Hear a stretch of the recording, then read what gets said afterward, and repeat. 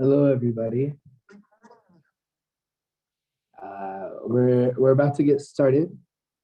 I want to thank everybody for joining us for this emergency briefing. And my name is Mustafa. I'm a friend of Adala Justice Project, and I'm happy here to host this vital and crucial briefing to talk about what is happening right now in Masafer Yatta, a Palestinian area that has around that has many Palestinians who are facing demolition orders, evictions, and have been since the 1960s.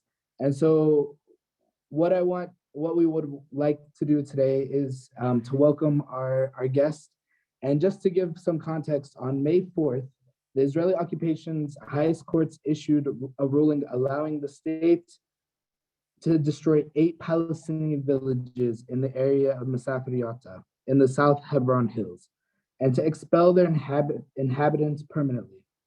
This places over 1,300 Palestinians in danger for forcible transfer at any moment, like from a few hours from now to yesterday to could be tomorrow. And this marks the largest single displacement of Palestinians since 1967. Basically, the Nakba has never ended. Today, we are honored to be joined by 2 Palestinians from Masafer Yatta, my good friend Ryah Aqel, and a young journalist, Basil Al-Adraa. Ryah is a filmmaker and organizer who has been documenting her family's struggle to stay on their land for much of her life. And Basil is a Palestinian from Tuwani, one of the Palestinian villages threatened by the Israeli court orders. He is a reporter for 972 magazine and is a frontline defender of the residents of Masafer Yatta. Welcome to you both. I just want to ground and see how you both are feeling right now. Raya, how are you doing? I mean, like you said, also first, I'm grateful to be here. Thank you, Adela, for being here. Thank you, Basil, for also being here as well, and Izzy, and for inviting us to be able to speak on what's going on currently in Masafer Yatta, but what also has been going on in Masafer Yatta. Like you said, Izzy, we're all on edge. Nidal Yunus is my cousin. He's the head of the village council of Masafer Yatta. He has his phone next to him 24/7. Any of the demolitions that you see going on, he's there. This is also while working a full-time job. So we know how palpable the stress is there. And our main concern and our main worry is that something big like in 1999 will happen again. And Basil, I think, has firsthand account of that. And Basil, can you speak to, specifically since last week, what have you seen take place in Masafer Yatta? We've heard reports of you included being attacked and harassed by soldiers and settlers. So can you kind of paint a picture, an illustration for our audience of what is taking place right now after the court order? Hi everyone, and thank you, Adala and Raya, for organizing this event for Masafer Yatta to talk about. It's very important to talk about now about Masafer Yatta. First, to answer your question first, I see the people reaction mentally, from emotionally also. They really something touched them, affected their life, mentally they feel it, because usually people go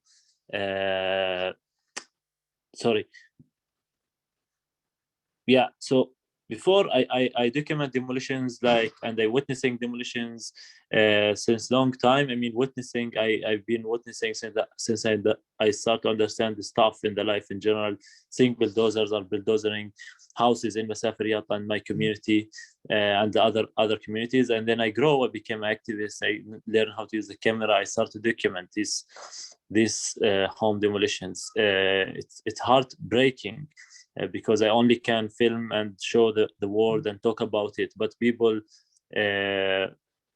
are really like I have nothing to do. I witnessed a lot.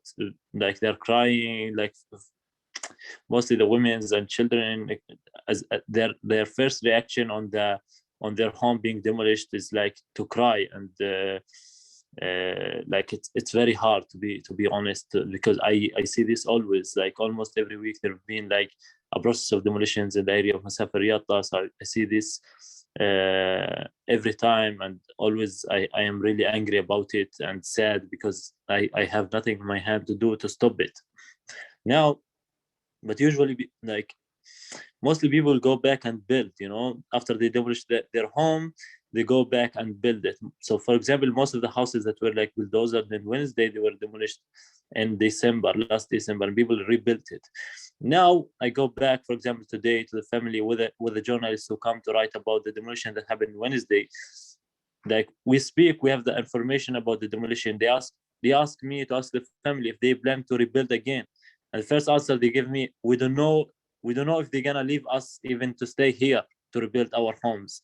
Like people are really affected, and this, like the people feel it. They don't expect much from the occupation authorities or from the occupation court, but the thing is, people spent like 23 years of their life in a legal battle to try to save their land and their homes, and they brought all the evidence that they can, especially like the local council. I mean, Nadal, he brought like evidence from the Ottoman period, from archaeological experts from the 30s who wrote about Masafer Yatta, and there is like humans who's living here. They brought like even a video on the Israeli mainstream media that were like launched on the TV in the 66, when the Israeli army bombed several houses in the village of Al-Merkez and Jinba, and they're saying in the news that they bombed these homes, and then there was a committee who charged them to pay back the people to rebuild their homes. So how the army come in the 81 and say there's no people living in this area and it is a firing zone for the army? So those people today, like in Masafer Yatta, after 23 years of legal battle, of suffering from demolitions and their life in, like the army putting their life in a miserable conditions, and they were waiting and impatient that their situation will be changed in a better way, because when you have all the evidence that you are right, when you have all the evidence to prove that it is your land, and why I can't build a home or a school or a clinic for me and for my people, why there is an excuse to that to don't happen. But in the end, this is an political decision, and not a court or a judicial decision that were taken. It's a political decision that it's very clear behind it. They want to just expel the Palestinians from this area to make more rooms for the settlers. That's going on the ground. Thank you, Basil. And we're watching and we're seeing all of the updates that you're putting on your social media, on your Twitter, and we feel the urgency of this. And I wanted to ask Ryah, just to kind of give us context of the history of harassment and threats by the Israeli government that the communities in Masafer Yatta have faced. Because, yes, the ruling was last week, but this has been going on for, even since our grandparents' generation. And so, Ryah, if you could, set some context and talk about how it's led up to what's happening today. Of course. So essentially, Basil started us off quite nicely. In 1948, when the Zionist state of Israel was created, it didn't just exist as it is now. It took on major projects of colonial expansion within the 1948 lines. I don't know how many people know this, but the Palestinian population within 48, that was now the so-called state of Israel, was militarily occupied. And what that allowed the state of Israel to do is essentially what it's doing in Masafer Yatta, is declare people's lands military lands. And after so much time, they would annex that land. Now in 1966, the state of Israel is sort of satisfied with its colonial expansion within 1948, the so-called Green Line. It turns its sights to the so-called West Bank, but also Jordan, Syria, parts of Lebanon as well. And in 1966, supposedly in response to an attack by Fatah that kills 3 soldiers, the Israeli army attacks Jordanian soldiers in Samur area, the southern West Bank area. It's called the Battle of Samur. They destroy Mirkez, they destroy Jinba. Like they're at that point. So historically, our communities, so these are shepherding and farming communities. Historically, and we mean like historically, centuries upon centuries, we would be out in the hills in caves for 9 months, usually out of the year. The remaining like 3 months would be in homes and towns. It was just, and keep this in mind, this is like one of the sort of arguments that the state uses. And so historically that's been the life. Now, in 66, when Jinba and Mirkez were first destroyed, Gadiatan was also flattened as well. Jinba, Gadiatan is completely erased. Jinba and Mirkez at the time were like full-fledged towns, stone houses and everything, completely flattened. And like Basil said, there was some arrangement to sort of pay for the rebuilding. It's all acknowledged that it was destroyed. 5 men from the area were killed, Palestinians. And then essentially, you have this period of time between 66 and the 80s where the residents are returned back to the cave structures and are usually jostled by the soldiers. Some villages get sort of closed up and people are not allowed to live there. And so sort of you have families switching between villages at this time. In the 80s, the state has sort of,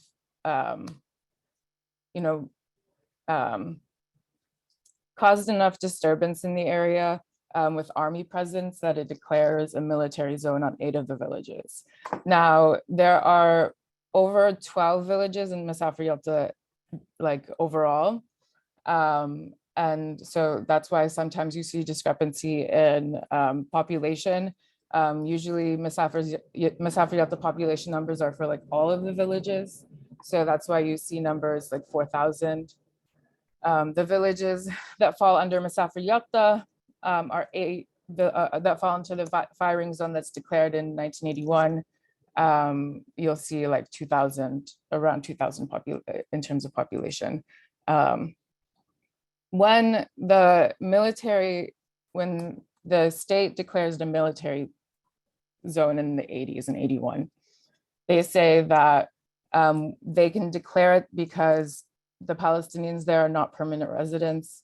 They came in and just posted up on land that they've been using for military training, and that there's like no permanent presence on the land. At that point, the Palestinians who were already there the majority of the year, I just want to stress how ridiculous this argument is, that like your permanent residence is something that you live in 12 months out of the year. I'm I don't know if this argument is being sent to like Benjamin Netanyahu's summer houses, but this was just how life was set up. There was no reason to be in grazing lands when there wasn't a herd or there wasn't grass to graze on. The climate there is very difficult and it's getting even worse. So in 81, they switched to being out there in Masafer Yatta permanently. That means taking it on and taking on the life there entirely. I've heard people try and refer to life in Masafer Yatta as simple, but it's hardly simple. Ever since the military zone was declared, an army training ground was put on my family's land in Jinba. There's been a whole host of violence that causes in an area where that is, lots of children have been injured from unexploded weapons. So when the state of Israel says that they need to have a military zone in the area, they've already had one since the 80s. They've already been testing their weapons on the area. My uncle was shot by a soldier in 1986. Thankfully recovered. Still lives in Masafer Yatta. My cousin was killed by an unexploded mine in Jinba in 2000, only a year after the 1999 expulsion. And still, everyone stayed. My cousin, Haroon, was shot last year in Tawani on January 1st. He was helping a friend rebuild structures, and the army came to take his building material because when it couldn't stop building Palestinians from building, it accuses Palestinians of stealing their building material. So I say all of these things, it's said with the knowledge that Israel is a settler colonial project, and all that entails, right? So land annexation, violence, population transfer, elimination, alienation, all of these things are tactics of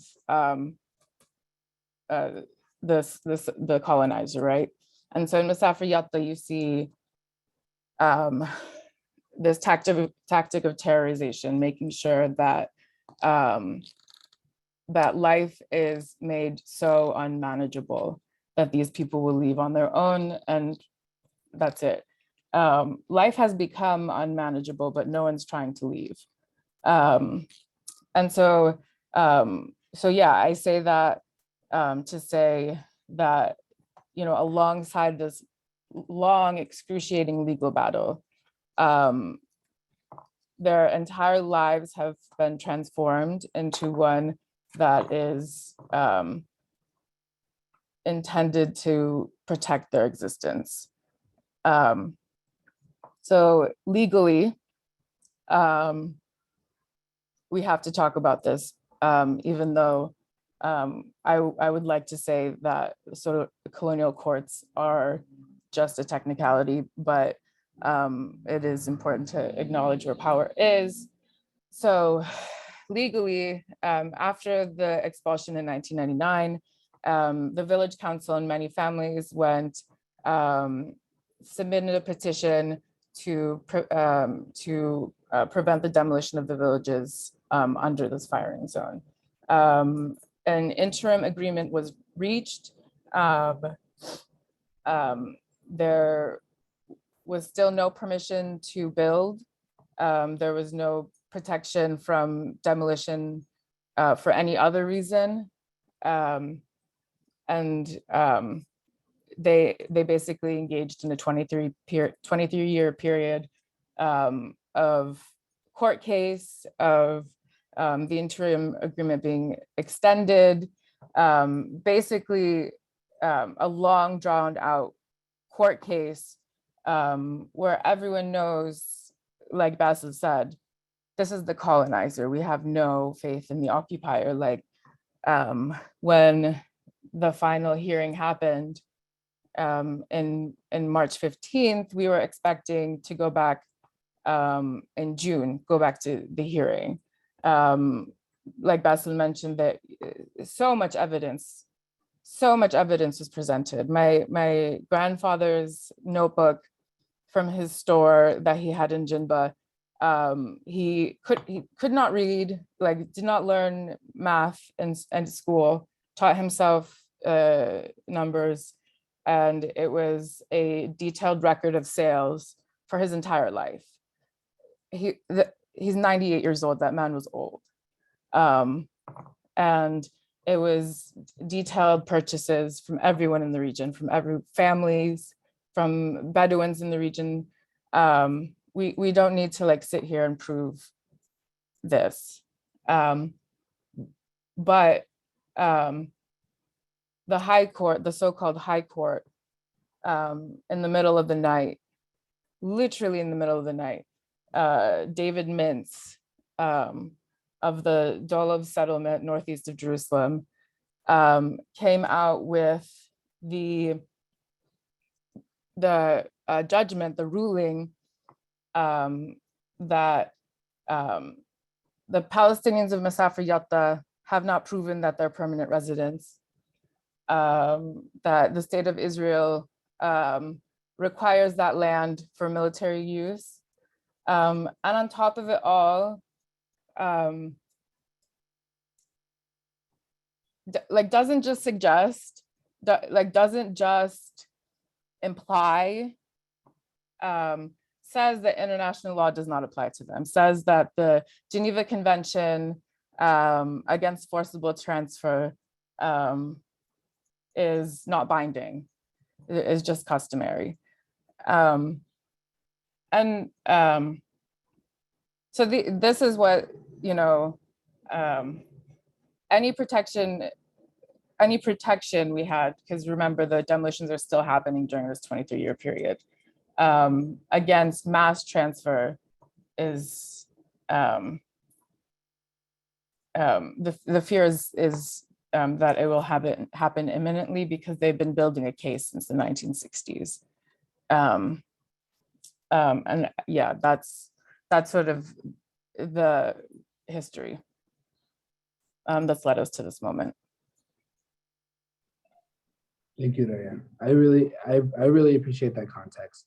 And I know that this has been a fight that has been fought, you know, your parents' generation, your grandparents' generation, and really like for Palestinians, it's like 74 years of this great catastrophe, but also 74 years of undeterred resistance towards the colonial state and towards the colonization of our lands. And we're seeing this, you know, a new phase of that happening right now.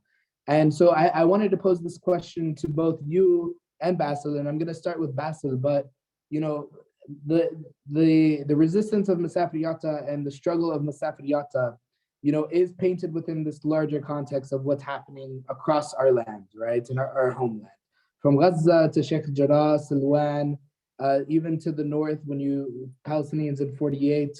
And so I wanted to ask you both, from your lens as Palestinians from the community of Masafer Yatta, how is Masafer Yatta connected to the Palestinian struggle against this dispossession and this land theft? And how is it like, you know, Sheikh Jarrah and Silwan and, you know, these other struggles of young, predominantly, you know, our generation, young Palestinians fighting? And I'll start with you, Basil.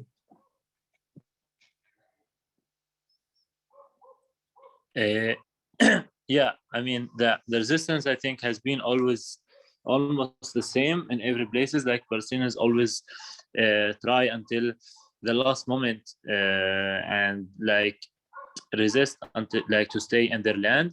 Now, like the most sentence I heard from the people when I tell them that the plan is to transfer you from here out of the map that the army create, that it has a borders, and inside this map, it says like it's a firing zone, the army gonna train here, and they're gonna like just pick you on trucks and take you out. Would you, what you will do?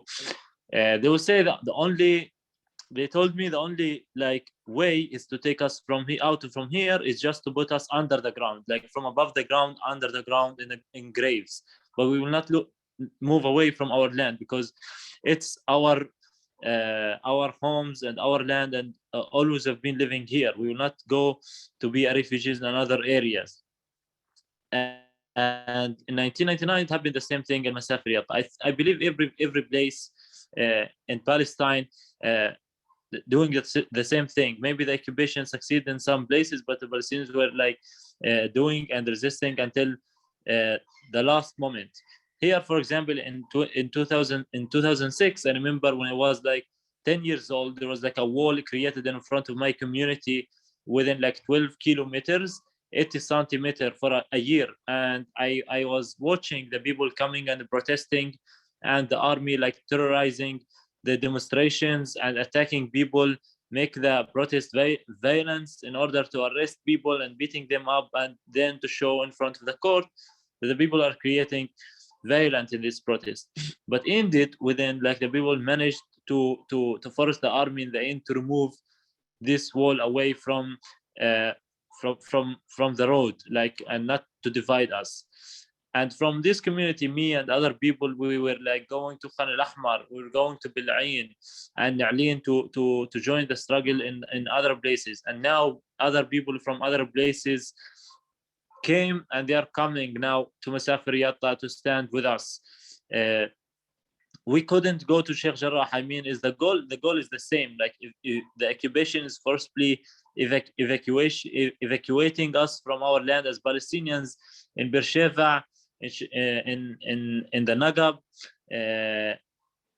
as well in Sheikh Jarrah, in Silwan, in Jordan Valley, in Khan al-Ahmar. It all, we understand the same goal. It is like moving us away, like in here in the West Bank, moving us from Masafer Yatta toward area A, so they can have more land and more rooms for the settlers. It's the same, I believe, happening everywhere across like the historical Palestine. I mean, the goal of evacuating us is the same. The ones who are doing us is the same people, the same court, the same like army is doing it. So our resistance has to be the same, and it is. And we all like feel in each other. We feel like how others are suffering when we hear and when we watch. We try sometimes to go help. We try to ask others to come and help us in our resistance. Sometimes we don't manage, for example, to do this. As I said, like we can't go to Sheikh Jarrah because of permissions and all the apartheid, like wall and checkpoints. But we feel in each other, as I mentioned, and we will keep our resistance. I mean, I see that in the new generation, they're like today the voice of the Palestinians, our stories are more heard in the abroad, like internationally, because of the social media, because of the young activists, because of the journalists. So this is something new, and I can see the change on it, that Israeli Hasbara is not working as in the past. Today there is like some change, and we hope that we all in Adala and Ryah and all Palestinian like pages and activists and journalists keep doing the good work until we tell like our stories, the truth, I mean, and demanding our rights until we gain our rights.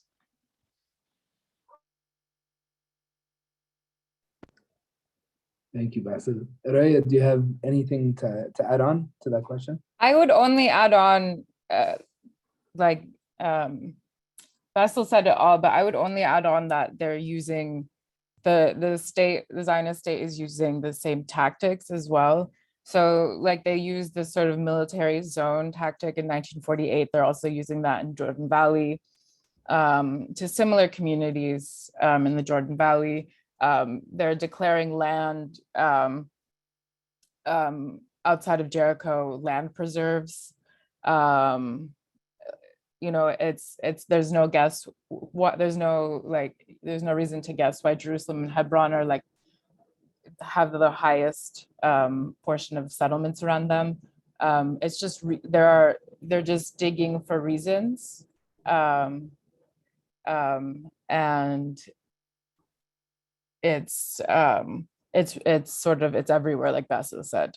I would say the only difference between what's happening in Sheikh Jarrah and here is that, you know, like Masafer Yatta, Sheikh Jarrah went through a very, very, very long court process with the High Court, and they were sort of all given, I mean, some homes were demolished, we saw.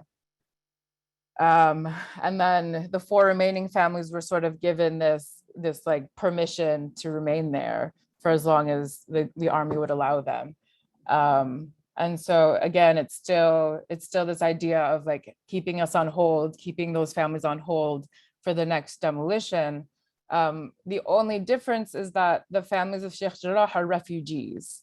So they're owed even more than Sheikh Jarrah. They're owed their original lands as well. So that's what I would say. Whereas Masafer Yatta, you know, these are our original lands. We do also have some refugee populations in the villages. You know, Sheikh Jarrah was owed a lot more as well. That's all I would add. No, thank you so much for also adding that, because I think that's also very important in the context, is that we are people who, you know, we are refugees, or we're, you know, they want to make us refugees. And I think that it's important to add that context completely. And I really applaud you both for really, you know, sticking to this. I've known Ryah for a long time, and I know that you've been, you know, diligently working to advocate and speak about your family's land. And Basil, I'm also very much aware of your work and the work that you do with 972. And I know that, you know, this is your home, right? You're protecting your home.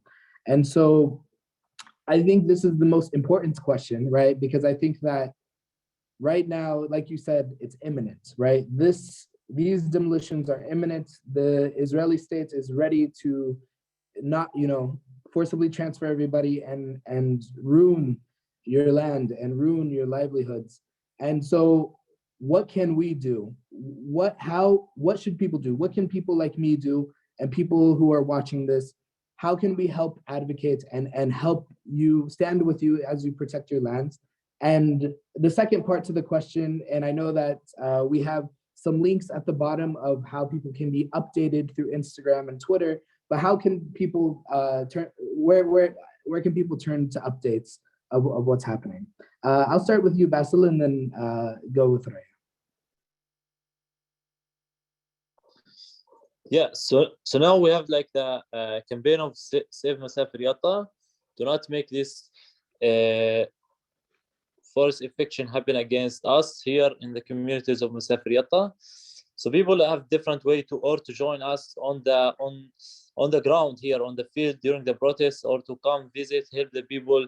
We have different like activities going and will take place in the next days and in the next weeks. Also digitally, like people can write about Masafer Yatta, or retweeting what we are writing, joining like webinars like this one, talking, and we hope to reach the point people will also protest in their own like countries against this, since we have the international community is silent about what's happening here in Palestine and also Masafer Yatta. They just keep sending condemns and statements, but no serious actions against what Israel is doing and planning to do more.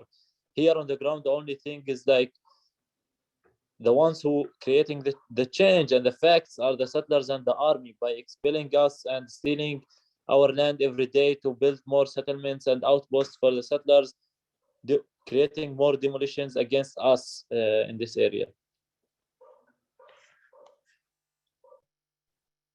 I want to echo that and also add the village council has really asked for international pressure, not just international attention, but international pressure sort of in whatever kind of organizing you are doing. If there are those that do want to discuss sort of organizing, we can discuss that more. I'm happy to advise. If there's anyone in the audience with sort of direct connection to the executive branch, the executive office in the State Department, we need pressure to end the threat of demolition, to dismantle the firing zone. And then and also for people with large platforms, with large social media followings, continue to share information from the social media accounts that are shared. We need you to continue to call this out despite censorship, and to continue to call out censorship. And then experts, social media experts will know better on whether or not that, that's a good tactic, but just making sure to amplify the message as best as possible. In terms of sort of petitions to sign, AMP, American Muslims for Palestine, has a link with a letter to Congress. And then if there are those looking for sort of direct mutual aid, the Good Shepherd Collective, who works in the area, is helping out a family whose agriculture and transportation equipment was confiscated by the army. So they're helping to, they're fundraising to purchase new equipment for the family. And we can send that information out as well. Yeah, it's, the idea is to make sure that Masafer Yatta doesn't leave anyone's mind for a single day. That's the hope. Thank you both. Thank you. And just to echo, international pressure, not just international awareness, but pressure. If anybody has any connections to State Department, executive branch, if you know folks who have the influence and have more of a channel for people, an audience to hear, just getting them to be on board to advocate for Masafer Yatta. This is very crucial. We're it's imminent, like you said, and so any and all help, it's part of the larger struggle for Palestine, right? And so when we advocate for Sheikh Jarrah, we must advocate for Masafer Yatta, we must advocate for Beita and all of these communities who are fighting to protect our land, because it is the young people, our generation, not just our generation, of course, it's everybody, but really young people across our homeland are carrying the torch, and not just in our homeland, but in the diaspora as well. And so let's continue to uplift each other, work together towards freeing our land. Thank you both so much for your time and for letting us, listen to you both about what's happening, and for energizing us to advocate and protect, your communities. And for folks who, you want to share this briefing, we are actually live recording this session, and we'll send to everybody through the Adalah Justice Project email list. So if you haven't already joined our list, you can join our list by going to adalahjusticeproject.org, and you'll get a copy of this recording and also a list of resources, what Ryah and Basil mentioned in the email of how you can get involved. So thank you again so much, and we look forward to continuing to amplify and doing our part to uplift the struggle of Masafer Yatta, and hopefully, in the end, it'll be, a good result, and we will, the families of Masafer Yatta will remain. So thank you. All right.